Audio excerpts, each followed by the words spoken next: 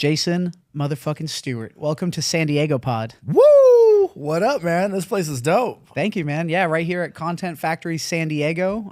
Probably the best studio in San Diego. If you're looking to shoot a podcast or video content or social media stuff, this is your spot. So, Jason, for those that don't know you somehow, for people who have been living under a rock, tell everybody a little bit about yourself and Epic Fighting. Oh, man. Jason Stewart, most known for founding Epic Fighting in 2010. Been in real estate since, as a licensed realtor since 04. Bought my first property in 01. Tried to buy one in 98, but my mom put the water bill in my name when I was 8 years old, so it was still on my credit when I was 18. But by the time I turned 21, it fell off. I got into my first property, and I've been in real estate ever since. Got into some exotic cars, Epic Exotics. And, you know, shiny object syndrome, the biggest problem with ADHD/entrepreneurs is, you know, instead of just doubling down on the one thing that's working, you see opportunities and you know you could crush it, and then you go do it. And then you're like, damn, that's cool that everybody knows about Epic Exotics now, but it's a whole nother thing pulling me away, taking my energy. So this year is all about focus. I'm trying to focus in. Less is more. Yeah, I feel also like in the age of short form content, I think that focus is really, really important to get because so many people are losing their attention span. You know what I mean? Like it is so hard to focus on a certain thing because when you're scrolling on your phone, and people have a lot of screen time, they're going through short form content, and it's one topic to another to another. Do you ever check your screen time? Does it every Sunday my phone tells me like how much screen time I had? No, I would jump off a roof if I knew how much screen time I consumed. Sometimes when I'm getting ready for an event, like the week of the event, I'll be like 16 hours on my phone. I also don't use a laptop. So like I don't have a computer. Everything is just I'm on my phone. Yep. And so whenever I see it like around 10, 11 hours, I feel like a hero. I'm like, yeah, I know how to put my phone down. Like, and that's per day. Yeah. You know, that's the average per day for the previous week. I think it just matters on like what you're consuming, right? Like, are you on just browsing around on Instagram, or are you actually doing, you know, networking? Or are you posting? Well, I know content? like the 2 weeks before this last fight, I was working 16 hours a day. Almost every day for those 2 weeks, you know what I mean? I had like a 1 day a week where I would maybe do like 8 or 10. Yeah. But, you know, I was just super consumed. But I found for me, it's like, I wrote this article a long time ago. I mean, a long time ago. Like, well, I was in real estate, so it had to be over past 2004, but more than 10 years ago. It's called Balance is an Illusion. And I found with me, it's like a lot of things are all or nothing. It's turbo or off. Yeah. It's like I had this goal to bring people in and get TV commercials. So Epic Fighting is on TV every day on like Fox, CBS, and all this stuff. And I was like, all right, I'm just going to reach out to people that I think would want TV commercials. And like within a couple months, I got $15,000 a month reoccurring revenue. I was closing at least one person a week. And then it was like, I'm still doing that, but now the fight's coming up. So I got to kind of get the wheels in motion for the fight, you know, make sure everybody's playing their role. And in that period of time where it was like a quarter of the energy instead of 100% was on the commercials, I closed zero. Yeah. You know, it's been like over. Well, there's only one of you, right? Over a month now, and I've closed zero. Yeah. Well, there's only one of you, so like where you're putting your focus, you know, that's a whole nother thing. But you are kind of like the closest resemblance to the most interesting man in the world, right? Like, you know, that whole thing. Like you really are, dude. That's a cool compliment. Yeah, no, you are. You're unique, man. Like I've gotten that one a few times. Yeah, I remember. What's so interesting though? I'm just living my life. Dude, you're a fucking freak of nature, man. Like how? Like you're like the young. Everybody, look at this man and tell me if he looks like a grandpa. He is a grandfather. You know. True. But no, you Little Minky with the binky on a slinky is right here in the studio. Brought her to the studio. Yeah. So but no, you've got all these things going and you do things pretty well. And it's crazy because even though you are like, you and I share that kind of lack of focus, you still get shit done. And when I was at your last fight, Nakia, Senator, and I were talking, we're like, man, this is such an event. And the fact that you have like Herb Teen there being the, you know, referee is like, just shows how legendary Epic Fighting is. Yeah, man. Herb is cool. He's reffed a fight of mine a long time ago as well. I didn't even know he was coming. He didn't even tell me he was coming. He just showed up and started reffing. I think he was teaching some refs about. I think he has a a course or a program or something on like how to be like a ref judge or something like that. I'm gonna talk to him more about it. We've been texting back and forth more since the event, but yeah, we've had all the greats, you know. The only ref we haven't had is John McCarthy. He kind of like retired. Yeah. But I mean, I think Herb Dean is obviously, you know, he's the GOAT in reffing. But I think for those of you that don't know Herb Dean, he's the UFC like kind of main ref that you see there. You know, big black dude. I've also had Beltron, you know, with the big Mike braids. Beltran. Yeah, he used to ref for us more, and he's like super famous as a ref and outside of a ref. I mean, he's a cop, right? He's a reserve deputy. He's a badass. Yeah. But I think one of the best refs in the world is Jason Herzog. Mm-hmm. Jason Herzog is amazing. I mean, one of my pet peeves with a lot of these refs is they've never done it. They don't train. Jason Herzog's a legitimate black belt. Like I see Jason in there reffing, and same with Dr. Lucius. So one of our doctors, he's often a doctor. He's a legit black belt, trains at Victory, rolls with Jocko on the regular, who's a beast. And it's like sometimes I'll see the doctors checking, you know, the cuts, and I'll see the ref stopping the fight. I'm like, you realize that ref and that doctor could whoop both of these guys, maybe at the same time. Yeah, like, you know, you have no idea what a high level black belt these guys are. But my first time ever talking to Jason Herzog was years before I started Epic Fighting, and I had some friends doing this event called Total Combat. So Total Combat was in San Diego before Epic Fighting. And I was a big fan of theirs, and I knew a lot of the people that worked for them. I knew the owners. And I went around back of 4th and B, and I saw somebody like jumping up really high and high kneeing to their chest, and they were just like, whew, they were getting pumped. They were warming up like they were like about to fight. And I look at him, and he's wearing the ref shirt. And I was like, you good, man? Like, you out here, like, you look like you're about to fight. He's like, this job is serious. Like people's lives are in my hand. Like people could die in that cage. Like I have to be ready for anything. And I was like, he's not wrong. Yeah. And since then he's just, you know, he's a regular in UFC and every other big promotion, and he refs for us a lot. And so I love watching him work. If you pay, you know, no one ever pays attention to the ref, you know, it's kind of rare, but when you pay attention, like Herzog he's zoned in and he knows what he's doing. Yeah. And I love it when they've trained, because you see less bad stoppages. Right. I've seen them. Every promotion has had them. Yeah, because they know what it's like to be in there, right? It's usually from a ref who's never trained. It's like, his arm was fine, but you've never been there. It looked bad, but it wasn't bad. You know what I mean? Yeah. That type of thing. Yeah.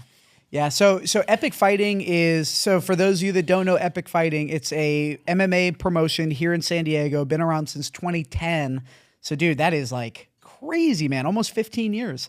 Yeah. And super, super popular. Every time we go, it is not only more people, but you see the same people. So it's like you've built a community, right? Yeah. So it's crazy how we haven't done much like advertising or things. When we first started, we crushed it and just having our logo everywhere. Every car had our logo. We had, you know, billboards, all that. And all that. You're having people get tattoos at the shows? Yeah, tattoos. Of the logo? That one has upped. We've increased that more by bringing someone to the shows to actually do the tattoos. Before, how many people have gotten it? We usually average about 10 people per event, but we usually have like 20 per event that want to get it. Yeah, there's just only so much time. No, they're there ready to go. Yeah. This last event we had like 24 and they shut it down.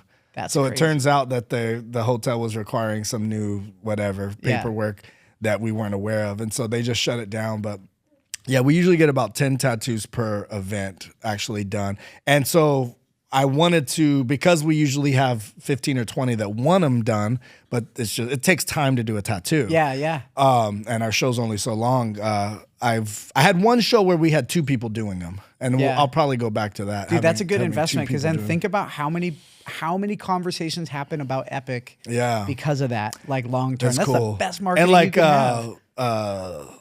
Main Event Maddie, who's our commentator now, who's like the most entertaining commentator probably in MMA, he just asked me for the logo. So I don't know if he actually got it done yet, but he said he wanted to send it to his tattoo guy to get it ready to get it done. Yeah. So I thought that was cool.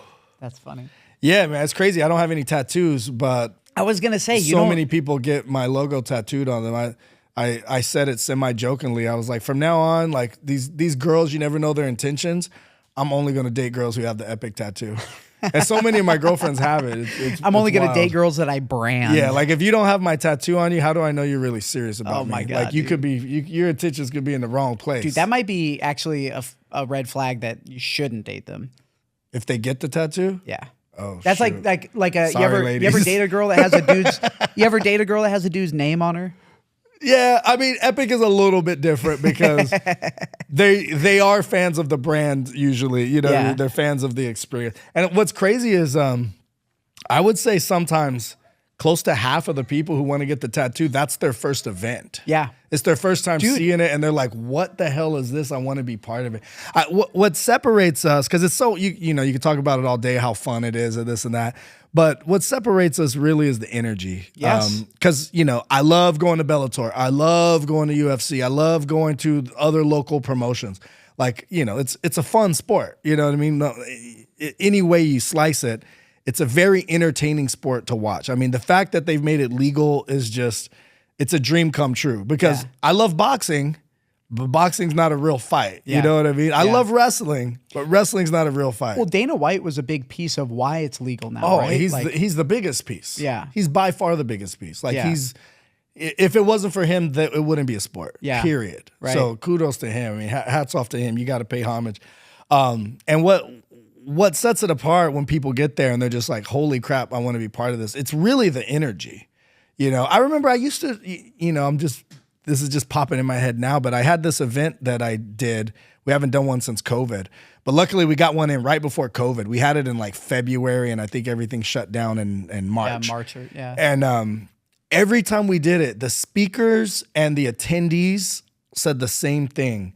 They said, why does this feel different? The energy's different. Something about this is different. So we would have speakers that would fly on their own dime, get their own hotel. Speakers that get paid, you know, 50 grand to speak, and they'd be excited to do Epic for free.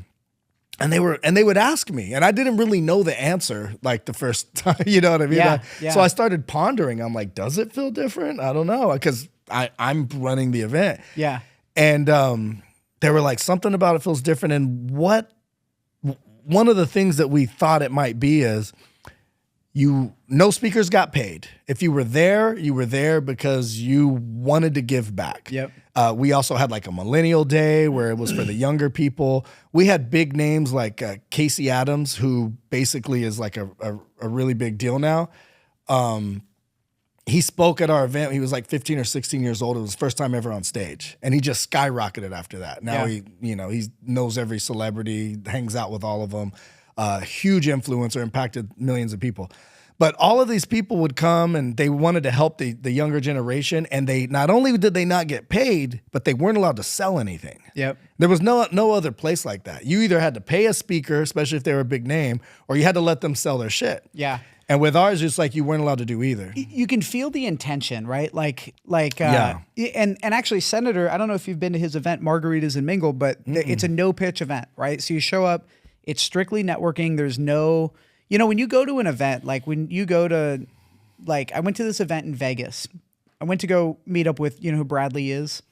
Yeah, I know Brad. So Brad was speaking at this event. So we went to go hang out with Brad and whatever, but we went to this whole conference. We watched all these people speak, and these guys are getting up, and it's like 10 seconds into their little bit. I'm like, dude, it just feels like they're just up there with the incentive to sell me something. They've been polishing the pitch. Yeah. Well, it's like, and then I see somebody that I saw 5 years ago at some other event, and they're saying the same exact thing. And then you see the same people, and they're just here buying a bunch of shit. And nobody's actually moving forward. So I've spoke at a lot of events, and not only did I stop preparing for events, and I can tell you a funny story why, and I don't recommend most speakers do it, but I've never said the same thing twice.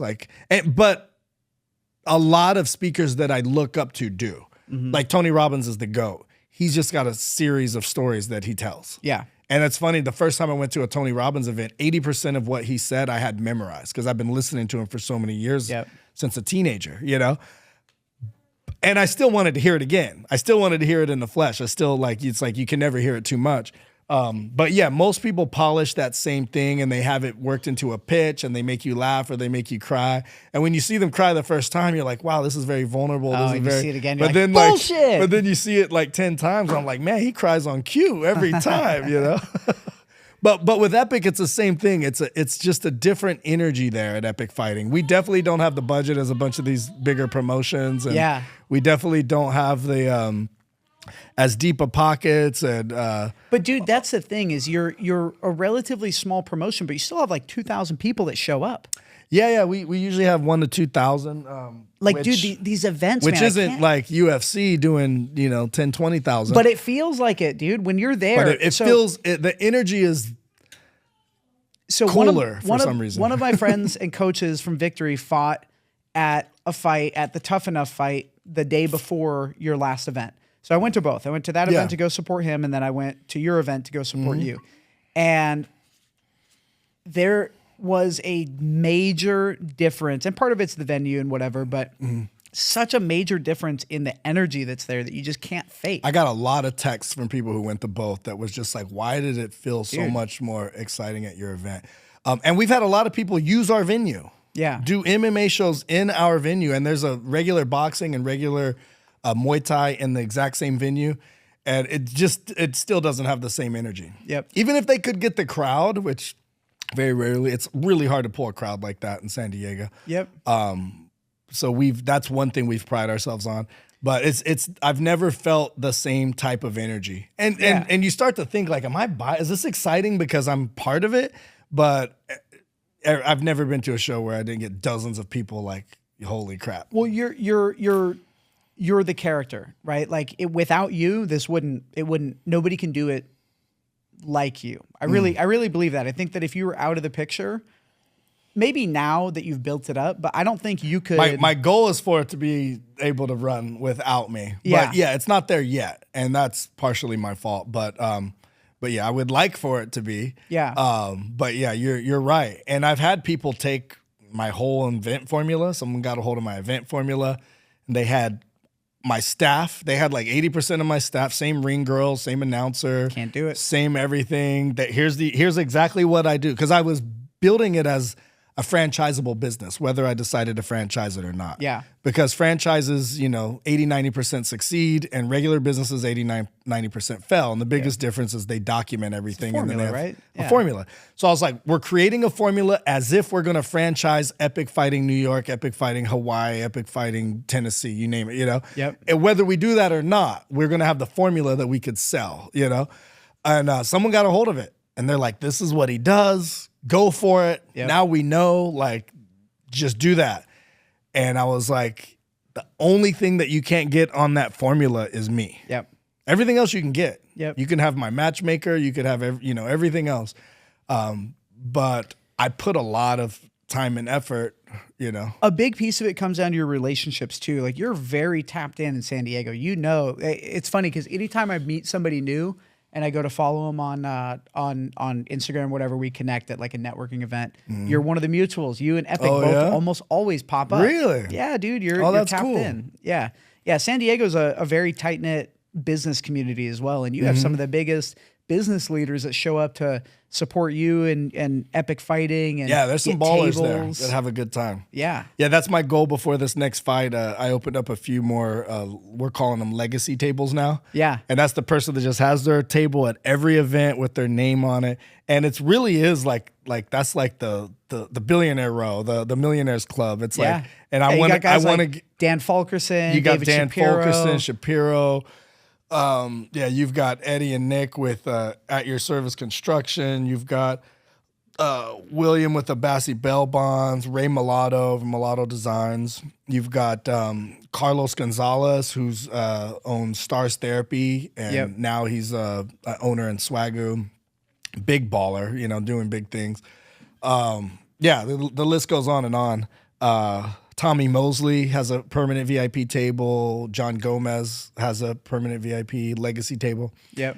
So I just anyone else in San Diego that's a fan, which most people, even if they're not MMA fans, once they go to the event, they're a fan of that experience. Yep. I just want to get them all at those tables, and we've got like 5 or 6 more that we could fill in. Yeah. Well, you also have like some UFC celebrities that roll through, like that Chihuahua guy was in there recently. Oh, Raul Rosa. Yeah, he was just at the Padres game. Yeah. I was messaging him, and then I realized like we hadn't really, we didn't have a dialogue. I was just like, oh, I think I've talked to him several times, right?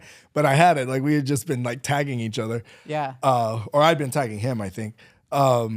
But yeah, he was at Epic. He's got another fighter on our next card. Yeah, it's interesting. He'll bring in a fighter, and he'll be like, you know, he has a brother. He's like, my brother's better than me. Yeah. He just hasn't, you know, gotten popular yet. But Dude, he's better than me. And it's crazy. Yeah, he's got a younger brother. How old that is he now? Because he's like one of the youngest. I think he's the youngest UFC fighter. At least he was for a point. Yeah. Yeah, he says his brother's better than him, and then he has a fighter on our card, and he's like, he will be better than us. Yeah. It's like, so yeah, and he won a really tough fight on our card on the last one. So we're excited to see that kid fight again. It's someone who he coaches. Okay, nice. Yeah, and then also Marab's guy fought for us last time. Yep. And he fought a really tough local kid, and I think his gym's in LA. And yeah, that kid's from Georgia as well. And he's that kid's a beast. I love it when those types of fighters fight for Epic that you know are going to be like, you see their last name like Shemigadegugov. You're like, this dude's going to fucking wrestle. He's going to have unstoppable cardio, and he's going to win. Like, I just saw the last name. If it ends with a V, like an OV, they're going to win. There's this other kid from, man,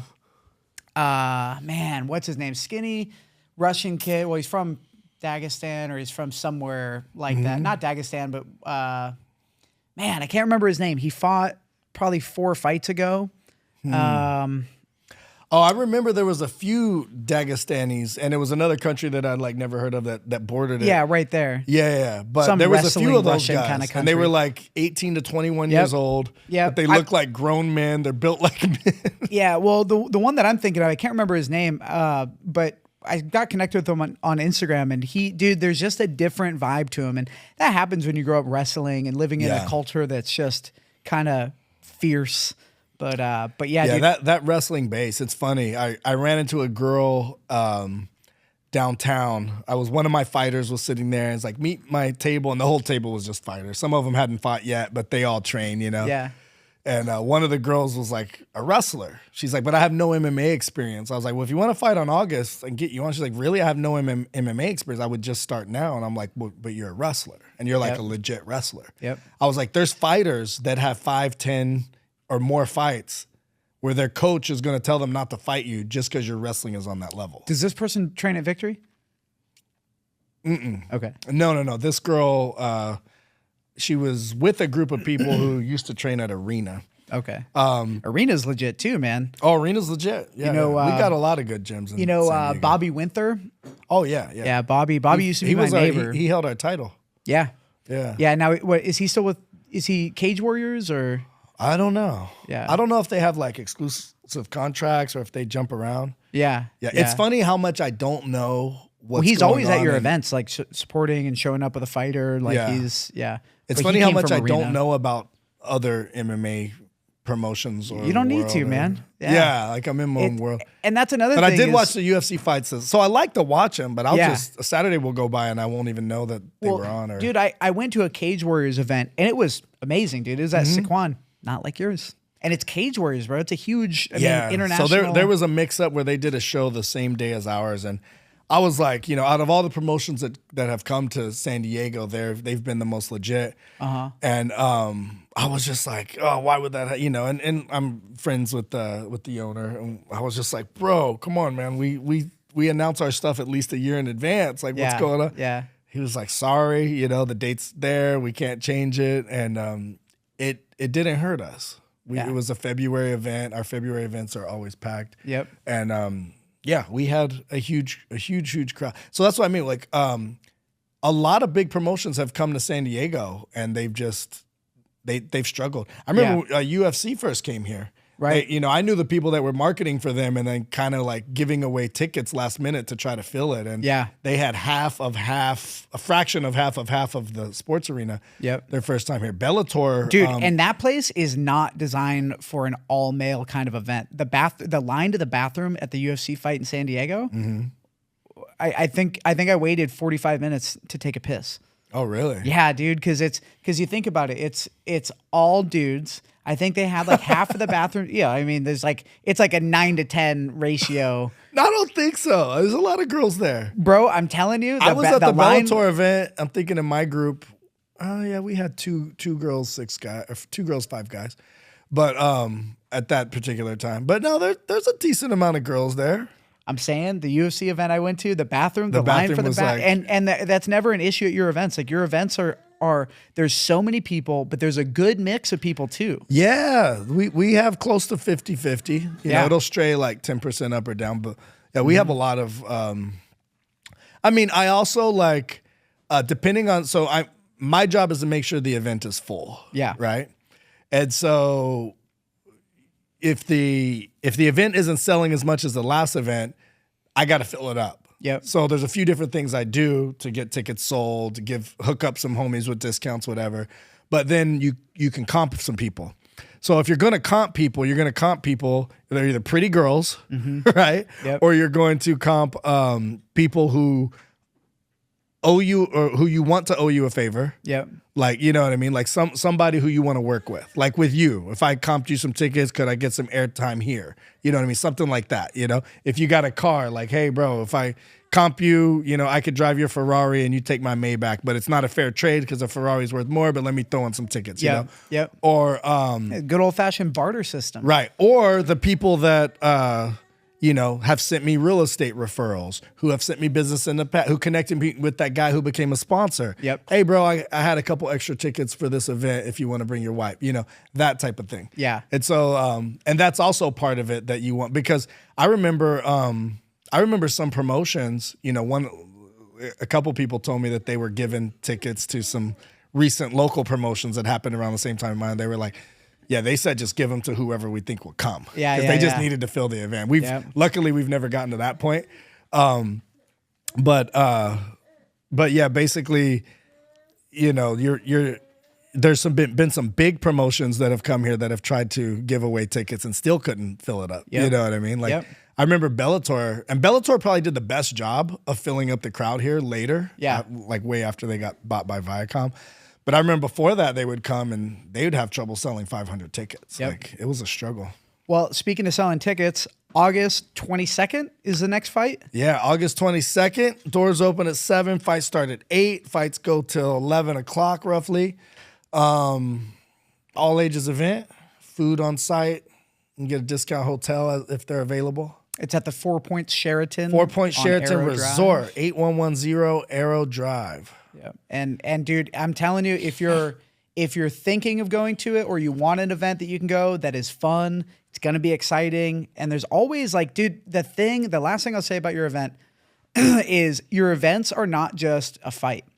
It's a networking event too. When I go, dude, deals happen from the relationships that I not only build, but also maintain. Right. Yeah. So like just this recently, I ran into somebody at one of your events that I've been trying to connect with for a while. We just kind of haven't really connected, but we connected at your event. He's coming in the studio. He's going to rent some space. That alone, like, you know, I mean, if you buy a ticket, if you're in business and you buy a ticket to an epic fight, and I don't get anything for saying this, Jason's not having me promote anything like this, but if you buy a ticket for one of these epic fights, it's like an investment in networking, because you're going to meet people. It's just more than a fight, man. I can't quite put my finger on what it is, but it's different. It's different, dude. There's a lot of who's there and a lot of fun people, cool people to meet.